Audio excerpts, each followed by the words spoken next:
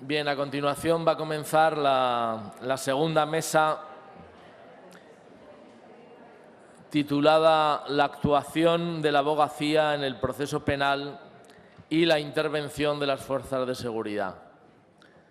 Vamos a contar con 3 ponentes de lujo, 2 abogados y un policía local, los 3 con amplísima experiencia, cada uno en su terreno, en el campo de la lucha contra el maltrato animal.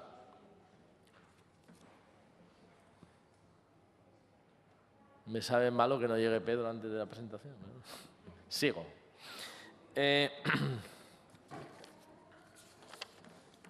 Por orden de intervención, en primer lugar intervendrá Manuel Molina.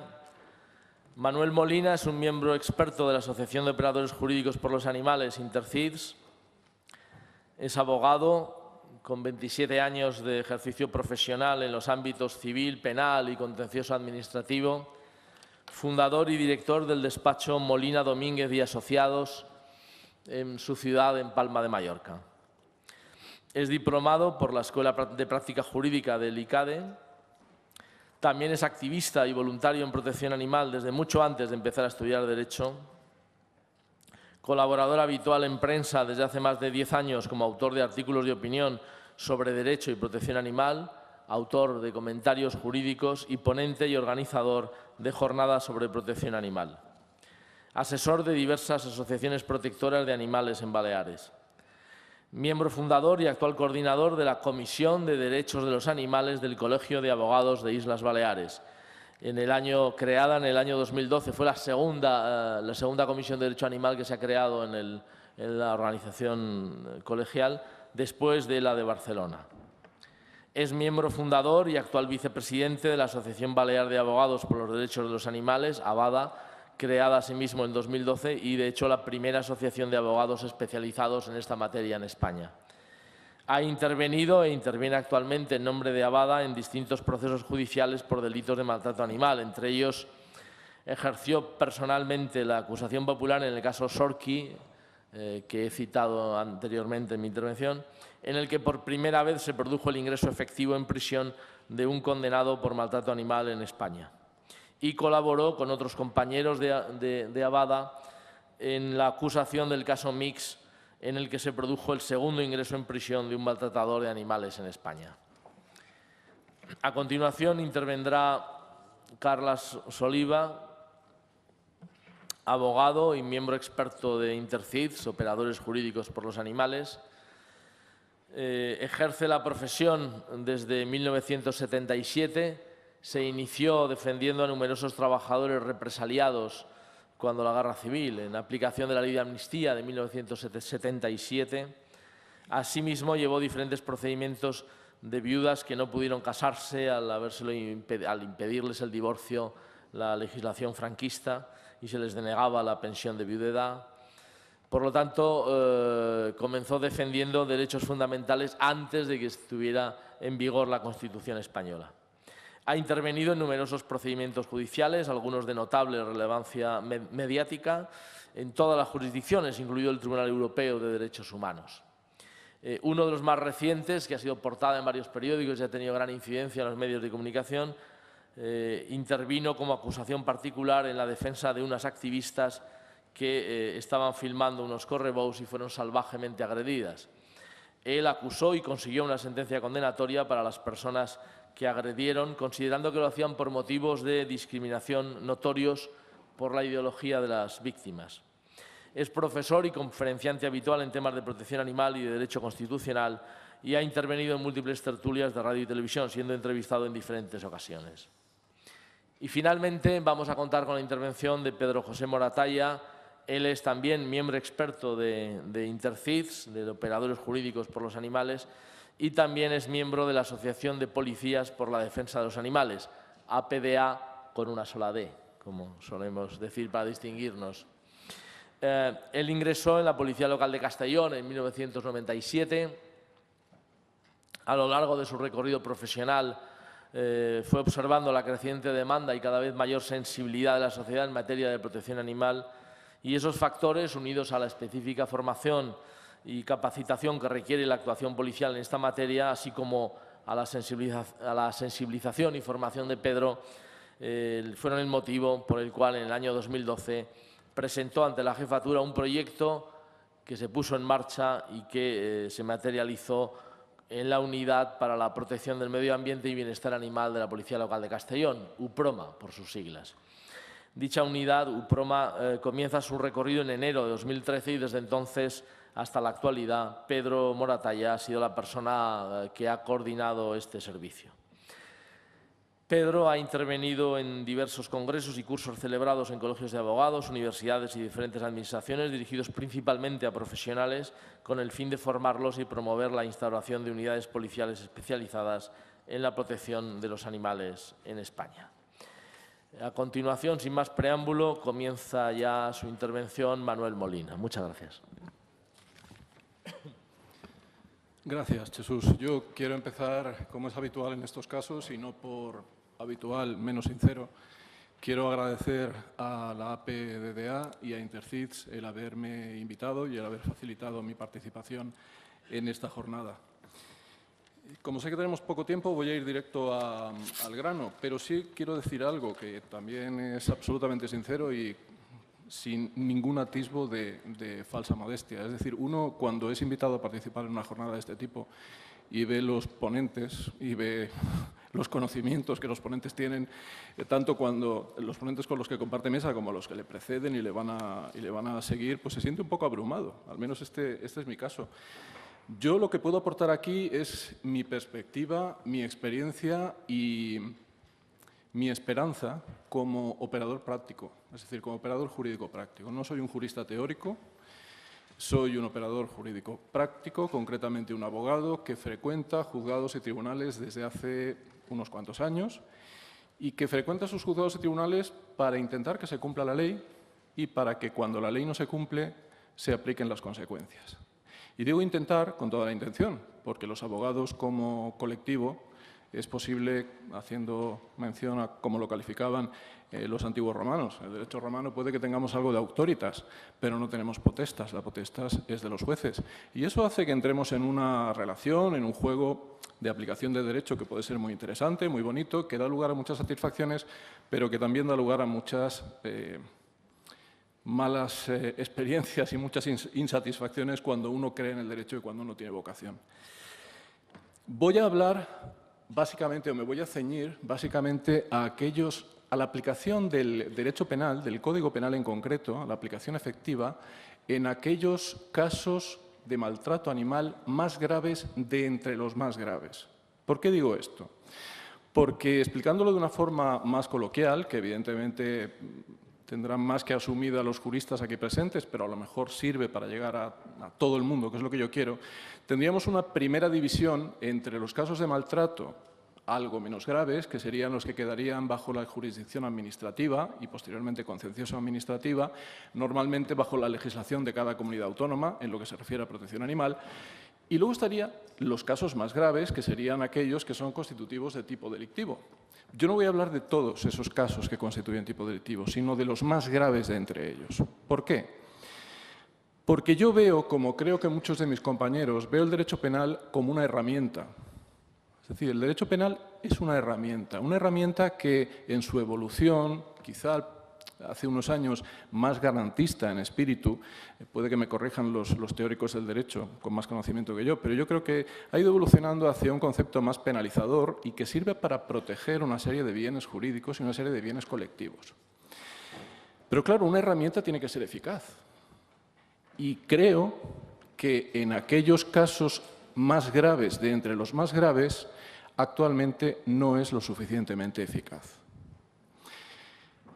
¿Por qué? Porque es verdad que es más eficaz para luchar contra el maltrato animal, por ejemplo, que el derecho administrativo, en donde no es el momento de explicarlo ni de hablar sobre ello, pero donde tenemos el problema de los largos procedimientos administrativos que impiden una eficacia, una velocidad en la protección de aquellos casos más graves y más urgentes. Pero el derecho penal prevé para los tipos delictivos, concretamente para el delito de maltrato animal, cuando son los casos más graves, prevé unas penas de prisión como pena principal. Y en la práctica, como antes ya se ha mencionado y prácticamente todos los que estamos aquí sabemos, es casi imposible que esas penas de prisión se cumplan. Yo no es que sea feliz porque una persona entre en prisión, evidentemente. Yo creo que la privación de libertad es algo lamentable, es algo triste. Lo que pasa es que sí que me hace feliz que se cumpla la ley.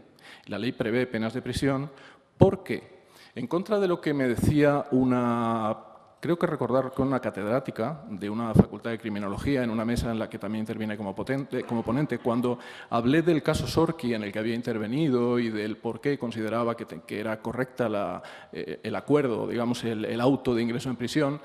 Ella intervino después diciéndome que ella no creía en las penas de prisión porque las penas de prisión, concretamente en estos casos, no iban a servir para aquellos fines que prevé la Constitución española, artículo 25 de la Constitución. El artículo 25, creo que el punto 2, dice que las penas de prisión deben tener un fin de reinserción y de educación. Bueno, ella nos decía públicamente a todos que creía que la cárcel no serviría para que el maltratador de animales en aquellos casos graves. Estoy hablando, para hablar en plata, casos graves como muchos que nos llegan, a los que desgraciadamente estamos en redes sociales porque estamos metidos en esto, no porque nos gusten. Aquel, por ejemplo, no quiero alimentar el morbo, pero casos que yo he visto, aquel que decide abrasar vivo a su gato en el horno, o compra cachorros y en la tranquilidad de su acogedor sótano se dedica a descuartizarlos. Son casos reales. O el que se dedica a despellejar a un perro vivo y cuelga el vídeo en Facebook o en alguna red social. Es decir, estamos hablando o el que apalea a un caballo que ha perdido una carrera y le apalea con una barra de hierro hasta la muerte. Luego hablaremos de ese caso. O el que deja morir a un perro atado mientras ve cómo se consume y cae sobre sus propias heces mientras defeca, porque claro, deja de alimentarle y al final, pues bueno, el perro se va consumiendo. Son casos reales, son casos gravísimos. Y en esos casos, la herramienta que es el derecho penal prevé pena de prisión. Y algunos creemos, yo estoy convencido, digo algunos porque creo que muchos compañeros piensan como yo, desde luego mis compañeros de Baleares así piensan, y muchos compañeros de Intercis y muchos compañeros con los que yo he hablado, pero bueno, aquí estoy para hablar de mi punto de vista.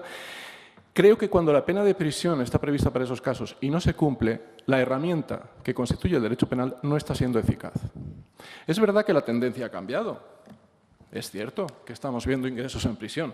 Que yo sepa, hasta ayer, y que me corrija por favor alguien si se me ha escapado algo, ha habido en la historia del derecho español 3 ingresos en prisión por casos de condena por delito de maltrato animal cuando solamente concurría el delito de maltrato animal.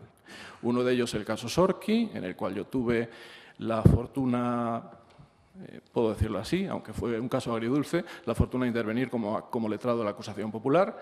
Otro fue el caso Mix, del que luego también hablaré brevemente, porque no me dará tiempo más, la muerte de un perro atado a una pared, consumido sin atención, sin alimento, sin agua apenas. Y otro más reciente, estos casos fueron, bueno, el caso Sorki es de 2012, condena en el 2015, ingreso en prisión en 2015, pocos meses después el caso Mix, y más recientemente ha habido un ingreso en prisión para el que maltrató a un ternero hasta la muerte en Asturias. Es verdad que cambia la tendencia, sí, es cierto. Lo que pasa, también aquí hay que puntualizar algo. A mí me llama la atención cuando veo en la prensa, lo vi cuando el caso Sorki, por primera vez se ha condenado en prisión a alguien por maltrato animal. Eso no es cierto. Condenas a prisión hay desde que afortunadamente se volvió a establecer el tipo delictivo, es decir, la evolución del tipo delictivo en España desde el 95, en democracia quiero decir, desde el 95, el 2003, 2010, 2015, con la última reforma. Ha habido más casos de condena. Lo que no había era cumplimiento efectivo. Y eso para mí hace que la herramienta se convierta en ineficaz. Bueno. ¿Qué sucede en el caso de las condenas o por qué estas 3 condenas a las que me he referido sí se cumplieron, al menos en parte? El caso Sorki. El caso Sorki fue el de un caballo que competía en una carrera en el hipódromo de Manacor, en Mallorca. Ahora debo decirlo así porque la sentencia ya es firme, aunque tengo mi propia teoría que me guardaré. El amigo del propietario del caballo, es decir, precisamente aquel a quien menos podía afectar la pena de inhabilitación, que era la que ellos temían, porque, claro, estaban implicados al parecer de algún modo el conductor, el propietario real de la cuadra y el amigo del propietario, los 3, Se encierran después de la carrera en una cuadra privada que hay dentro del recinto del hipódromo de Manacor. Atan al caballo previamente, no fuera a ser que se defendiera. Le atan del bocado, al parecer, a los dos lados, a dos paredes que estaban enfrentadas y le golpean con barras de hierro. Bueno, según la sentencia, parece ser que solo fue uno de ellos. A mí me llamó la atención durante toda la instrucción del caso. No me gusta utilizar adjetivos calificativos demasiado rimbombantes, pero la única palabra que se me viene a la cabeza para calificar esa instrucción es infernal. Es decir, yo lo pasé realmente mal. Evidentemente, nada en comparación con lo que sufrió el pobre caballo, pero lo pasé muy mal durante esa instrucción que duró 1 año y medio, porque las contradicciones entre entre estos tres implicados, eran tan evidentes, eran tan claras, que, en mi opinión, habría que haberles imputado a los tres, procesado a los tres y acusado a los tres. Pero, después de esa larguísima instrucción, que llevaba camino de ser archivada, finalmente se consiguió que no se archivara a base de muchos recursos y conseguimos que se procesara, acusara, juzgara y condenara a uno de ellos al menos, al que menos temía la pena accesoria de inhabilitación. Porque en ese momento nadie pensaba que ninguno de los tres fuera a ir a prisión, porque en España nadie iba a prisión por matar a un animal. Es más, no lo pensaba ni yo. ¿Pero qué sucedió? Sucedió que continuamos con la tercera fase del procedimiento penal, que es la ejecutoria, que a veces se considera algo sin importancia, pero que yo considero que es muy importante. ¿Por qué? Y ahí es donde intervino la magistrada que ha mencionado Jesús, que es doña María Jesús Campos. Ella no es, en contra de lo que he visto por ahí en alguna noticia o incluso en algún trabajo, en algún estudio, no es la juez que condenó. Al culpable de Sorque le condenó otro juzgado. Ella es la que lleva la ejecutoria. ¿Qué sucede en esa ejecutoria? Lo digo sobre todo para los que no seáis juristas. Bueno, pues que el abogado defensor, cumpliendo con su obligación, presentó un escrito pidiendo que la pena de prisión, que era de 9 meses, quedara en suspenso o, subsidiariamente, que fuera sustituida por trabajos para la comunidad. Bueno, yo en ese momento, cuando me dieron el plazo y convencido de que no iba a entrar en prisión, me reuní con mis compañeros de Abada. Yo creo mucho en el trabajo en equipo, entonces me reuní con ellos, hablé con ellos y les dije, mirad, yo creo que debemos intentarlo. No va a entrar, pero al menos que esta juez escuche lo que ha pasado, vea lo que ha pasado, vea lo grave que es. Yo además utilicé todos los argumentos que se me ocurrieron. De hecho, había leído un auto reciente de la Audiencia Provincial de Palma que había metido en prisión a un alto cargo del Gobierno Balear, bueno, a un ex alto cargo del Gobierno Balear por un delito relacionado con la corrupción, que había sido condenado solo a 9 meses de prisión y que tampoco tenía antecedentes, no tenía ninguna pena pendiente. Y su abogada había pedido que se sustituyera o se suspendiera la pena. La Audiencia Provincial dijo que no, porque había alarma social. Entonces yo dije, tate, alarma social. El caso del caballo salió en Telecinco, en los informativos, salió en toda la prensa de Baleares, salió en todas las cadenas de televisión de Baleares. Yo dije, aquí hay alarma social, y lo argumenté. En segundo lugar, le dije a su señoría, insisto, convencido de que no iba a entrar en prisión, pero quería que la juez lo leyera. Dije, señoría, matar a un caballo de 500 kilos, joven, fuerte, no es como matar a un hámster. No porque sea más grave, en mi opinión, sino porque es mucho más difícil. Es decir, desgraciadamente le da uno un golpe a un hámster con un dedo y está muerto. Pero matar a un caballo de 500 kilos con una barra de hierro implica mucha saña, mucho tiempo, muchos golpes y mucho sufrimiento en un vertebrado superior. No soy biólogo, pero hasta aquí llego, que tiene cerebro y sistema nervioso como nosotros. Y en tercer lugar, no había ni pizca de arrepentimiento en esta historia. Pero ni pizca, porque resulta, lo cuento por si alguien no lo sabe, que este caso se descubrió porque hubo un chivatazo y un periodista lo publicó. Porque estos individuos, después de matar al caballo, se quedaron con las puertas, después de que el caballo se desplomara. Perdón, he dicho individuos y debo corregirme. El individuo que mató al caballo, porque los otros dos no fueron juzgados y por tanto no puedo decir que intervinieran, el individuo que mató al caballo, acompañado o no de sus amigos, el conductor y el propietario, dejaron cerradas las puertas de la cuadra y esperaron con el caballo desplomado en el suelo, sin llamar al veterinario del hipódromo. Todo esto yo se lo decía a la juez de instrucción, para decirle, oiga, señoría, puede que no sepamos quiénes son que los tres son autores, pero como mínimo hay una cooperación necesaria. Y como mínimo hay un encubrimiento, porque resulta que esperaron, como digo, a que se marchara todo el mundo del hipódromo, porque en ese momento todavía se celebraban carreras, se fue el público, se fueron todos los trabajadores, y como ellos tenían llave, acercaron una furgoneta, cargaron el caballo en la furgoneta y lo enterraron en una finca cercana. Y en principio ellos pensaron, a otra cosa mariposa, a seguir con nuestros caballos y con nuestra actividad. Esto nos hace pensar a muchos que esto era algo habitual, porque el protocolo que siguieron era como muy efectivo y muy bien pensado. Es decir, no dudaron en ningún momento, pero tampoco puedo estar seguro de eso. La cuestión es que le dije, señoría, aquí no ha habido arrepentimiento de ningún tipo, ni muestra de arrepentimiento. Y respecto a lo que alega el abogado defensor, por supuesto haciendo su trabajo de una forma impecable, porque tenía que intentarlo, diciendo que tampoco estaban pendientes la responsabilidad civil, porque el propietario no había pedido que se le indemnizara. Yo dije, ¿cómo va a pedir el propietario que se le indemnizara? Si estaba allí, señoría, si estaba allí y era amigo de este individuo. Por supuesto que ha renunciado a la indemnización.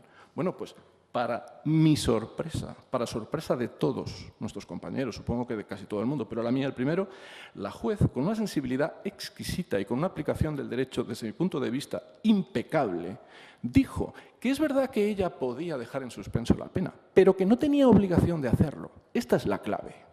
Esta es la clave. Lo que pasa es que aquí dependemos de la sensibilidad.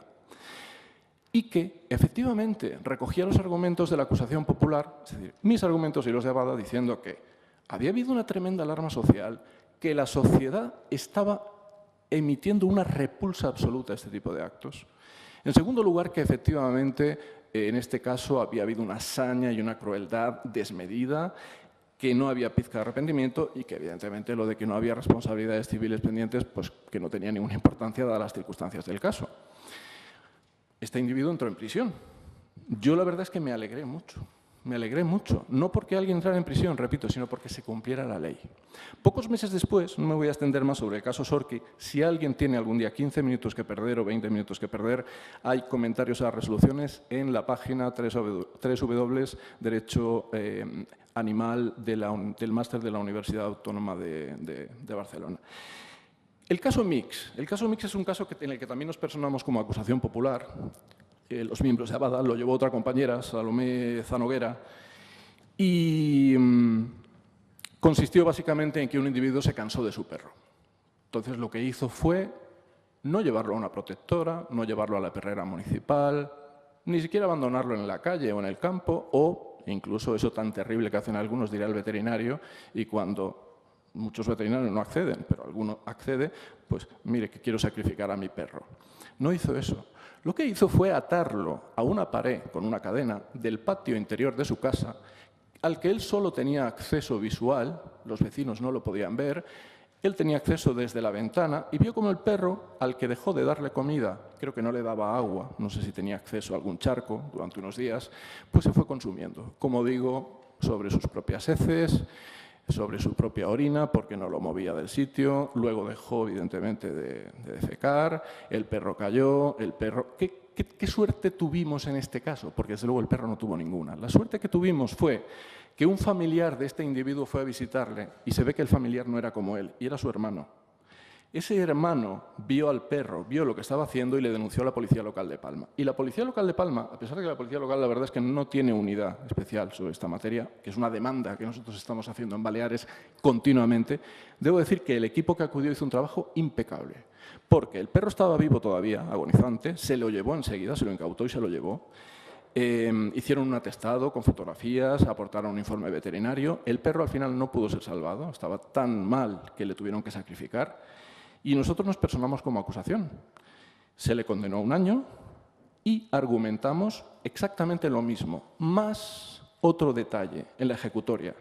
Digo, cuando el abogado defensor pidió la suspensión a la sustitución, argumentamos que tenía una pena pendiente de cumplir, que no se había cancelado.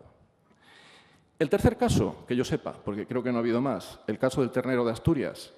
No conozco los detalles tan directamente porque no he participado, pero por lo que he leído es un caso de un maltrato terrible. Era un ternero que estaba inválido de las patas traseras, se le dejó abandonado en un terreno sin darle comida, sin darle agua, a la intemperie, y cuando lo encontraron estaba en tal estado pues que no hubo más remedio que sacrificarlo, algo parecido al perro Mix. En este caso no sé qué se alegó entre otras cosas, pero una de las cosas que sí se alegó es que tenía una pena pendiente. ¿Cuál fue el resultado de estos 3 ingresos en prisión?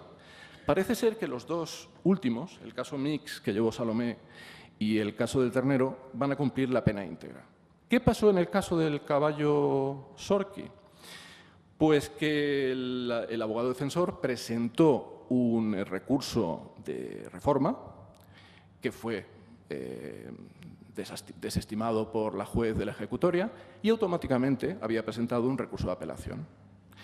Yo estaba muy tranquilo, recuerdo que estaba haciendo una ponencia en Barcelona sobre el caso Sorqui y había explicado pues, nuestra satisfacción y había explicado, ayer me lo comentaban, que justo al día siguiente de exponer yo mi satisfacción por el resultado, a pesar de que yo avisé, hay un recurso pendiente de la audiencia, pero yo decía con mucha seguridad, que uno nunca puede tener, la audiencia lo va a confirmar. Y lo va a confirmar porque el auto de la juez de la ejecutoria es tan impecable jurídicamente, está tan bien fundamentado, que realmente tendría que volver a entrar en el fondo del asunto, cuando en realidad en ese tipo de recursos la audiencia, el Tribunal de Apelación, solo puede revocar el auto si hay una manifiesta aplicación ilógica de los razonamientos de la juez, si está infundado o si no se ha aplicado correctamente la ley. Pero es que la juez había aplicado correctamente la ley y me hace gracia, por decirlo de alguna manera, porque ese auto de la audiencia provincial puso 50 días después aproximadamente en libertad al condenado por matar al caballo.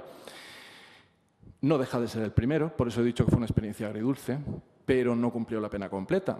Y me hace gracia, como digo, porque a pesar, debo decir que como ciudadano y como abogado, y lo digo sinceramente, respeto absolutamente las resoluciones de los jueces y cuando son firmes las acato. Como jurista, puedo no estar de acuerdo. Y no estoy de acuerdo porque esa resolución, se puede fácilmente consultar, dice de entrada que no puede revocarla salvo que haya todo eso y, sin embargo, directamente entra en el fondo y dice que como esto es una pena inferior a 2 años y como este señor no tenía penas pendientes, pues que tampoco, que no se cree que este hombre vaya a delinquir otra vez y que, por tanto, que le pone en libertad. Yo no estoy de acuerdo. Es decir, otra persona puede que sí, a lo mejor una persona con más conocimientos jurídicos que yo no estoy de acuerdo en absoluto con esta resolución, pero ese es el hecho. Es decir, esto es lo que ha sucedido con el actual Código Penal. Yo soy de los que cree que la última reforma del Código Penal, todas las reformas han sido muy positivas, todas, algunas solo un poquito, pero hay que ver las circunstancias en que se hicieron. Yo creo que hay que ver siempre las cosas en perspectiva. Yo no sé exactamente, porque yo no estuve en esa negociación, pero por lo que he oído en aquel momento, por lo que he oído después, por lo que se ha explicado hoy, esa negociación no fue fácil. Se pusieron de acuerdo grupos políticos muy diferentes. Creo que es muy positiva la reforma del 2015, pero creo que es imprescindible, si queremos que el derecho penal funcione como herramienta, es decir, sea eficaz, que las penas se incrementen. ¿Por qué? Porque si no entra en conflicto con un artículo que está muy bien, que es el artículo 80 del Código Penal y concordantes, que dicen que en el caso de que la pena sea inferior a 2 años y no haya una pena pendiente reciente, que no haya sido cancelada, pues el juez podrá acordar que quede en suspenso o que se sustituya. Y todos sabemos que, en general, la aplicación del derecho penal es bastante garante, bastante favorable, en general, al acusado, bastante favorable también al condenado. Es una tradición, es normal que sea así, pero hay que poner ciertos límites. Y del mismo modo que en otro tipo de delitos contra seres inocentes, indefensos, y permítanme o permitidme la comparación, aunque las comparaciones son odiosas. Es lo que yo le dije a esa catedrática de criminología.